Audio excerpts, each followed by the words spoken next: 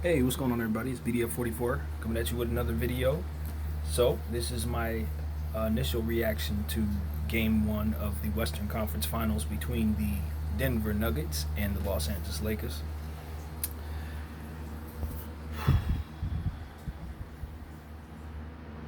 AD is way too much for the Nuggets. LeBron James is way too much for the Nuggets as well, but AD is definitely too much for the Nuggets. What I saw tonight was a whole lot of size against a team that is tired, as they were going into the Clippers series. I feel like they're really exhausted now. More than anything, what I took from tonight's game is Dwight Howard is well rested, and he felt a certain kind of way about not playing in the last series. I think he understood it, but I think he humbled himself. But I do think that tonight we saw him explode because it was very difficult for him to do so. And I think it was the right move. Everything that Frank Vogel has been doing as a coach, even though it looks a certain way sometimes, it's working out. All the buttons that he's pressing, I've enjoyed watching the team with his adjustments. And I'll say this: when we put Rondo back into the lineup, especially with him playing the way that he's playing, which is like old Rondo basically. He looks like he's in the best shape that he's been in since he was a Celtic.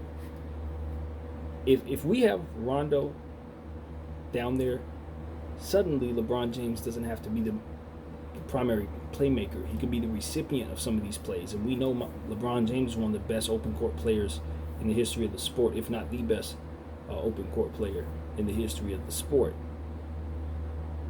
But when he has the ball in his hands looking to create all the time, it makes him somewhat, I'm not going to say one-dimensional because it's not accurate, but it makes it so that you can kind of hone in on him defensively when he's the only one setting up everything for the team. As soon as he sits down, the best playmaker we had was Caruso, and we were getting away with it.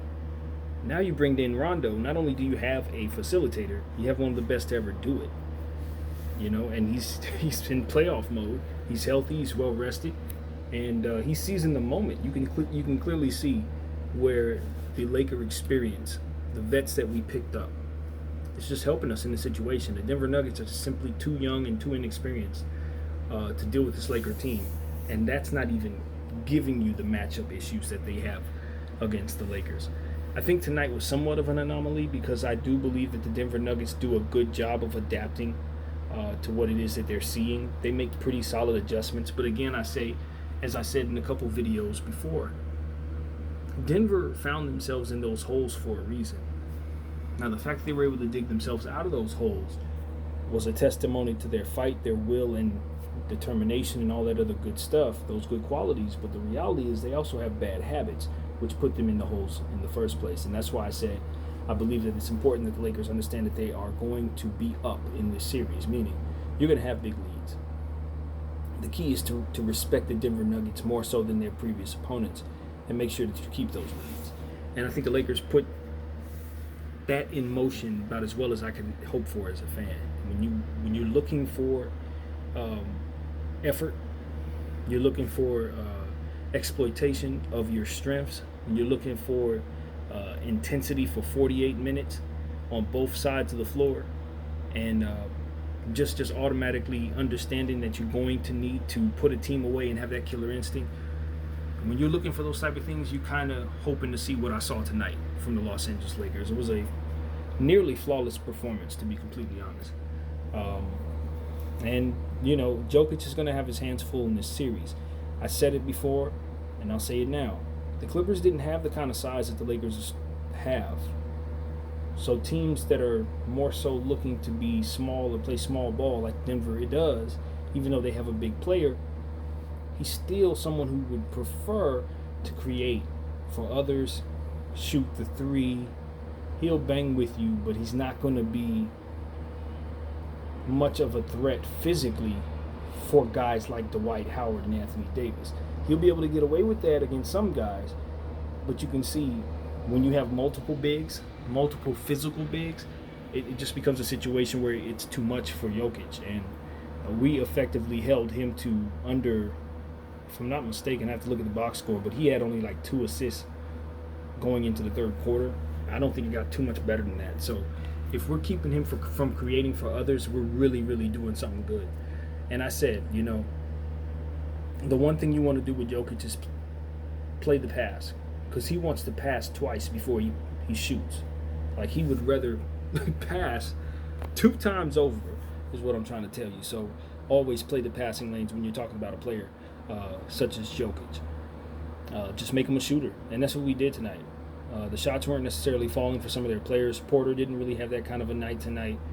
Guys that we're used to seeing play well didn't really play up to par for Denver. So I think somewhat what we saw tonight is somewhat of an anomaly, I think, in terms of how we expect Denver to come out.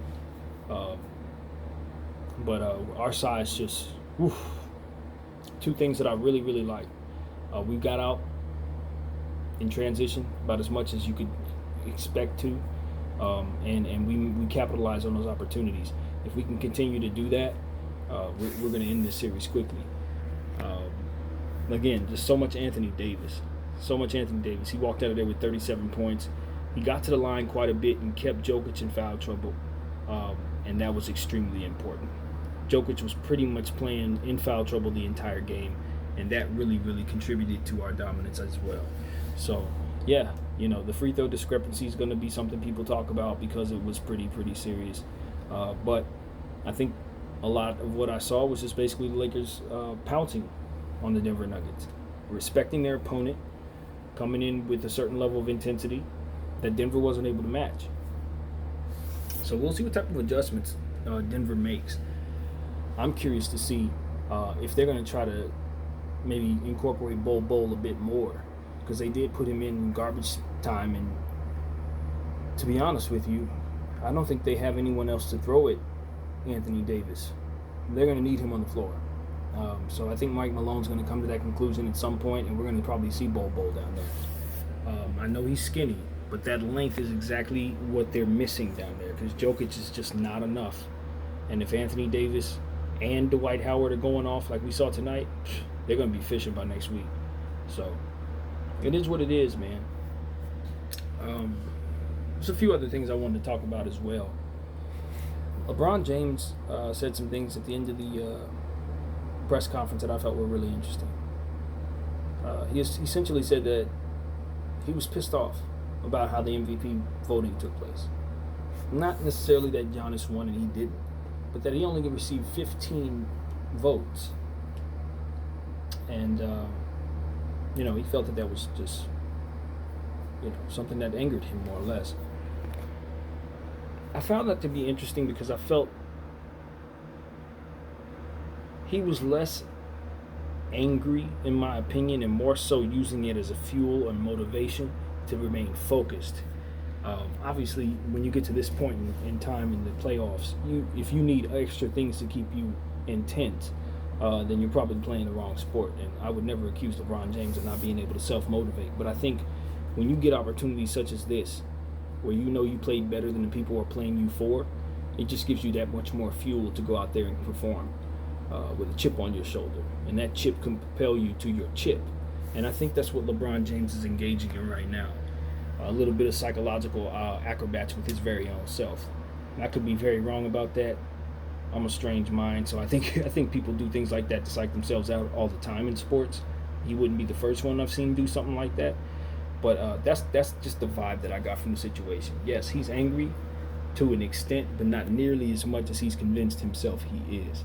I think anybody who paid attention to the numbers and saw the consistency of the 2 players would probably end up giving the edge to Giannis. So I can totally see why so many people came to that conclusion in comparison of 15 people who were giving him his votes. I would have voted for Giannis, so he'd have been mad at me too. Giannis' numbers were just a little better, and he just doesn't have an AD, and it's a regular season award.